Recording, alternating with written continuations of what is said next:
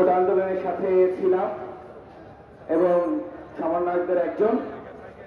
আপনারা দেখেছেন গত পরশু দিনের যে মিছিল হয়েছে, সেই মিছিলে স্লোগানদাতাদের মধ্যে আমি অন্য একজন ছিলাম এবং যে বড় মবটি বের হয়েছিল রাজশাহীতে, সত্য কথা বলতে সেই মবটা আমরা কন্ট্রোল করতে পারিনি এবং সেই মবে অনেক বিশৃঙ্খলাকারী ঢুকে রাজশাহীর বিভিন্ন ক্ষতি করেছে, যা আমরা বিভিন্ন সংবাদ মাধ্যমে দেখেছি।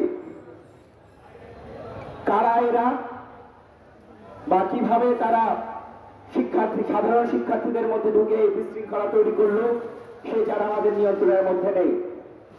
তারপরেও আমি বিশ্বাস করতে চাই আমাদের সরকার শিক্ষার্থীদের দাবি মেনে নিয়ে তিনি যেমনটি বলেছেন কোটা রিফর্ম করবেন এবং যথাযথভাবে। আমি এই মাইকের আওয়াজ যতদূর যাচ্ছে, আমি সকল সাধারণ শিক্ষার্থীরা যদি কেউ আমাকে শুনতে পায়, আমি রাকিব আফসার অর্ণব বলছি, 0 পয়েন্টের আমাদের অবস্থান কর্মসূচি থেকে সকলকে পিছে সরে যাওয়ার আহ্বান জানাচ্ছি। যারা সাধারণ শিক্ষার্থীরা রয়েছেন, 0 পয়েন্টের এই অবস্থান কর্মসূচি থেকে পিছে সরে যাওয়ার আহ্বান জানাচ্ছি।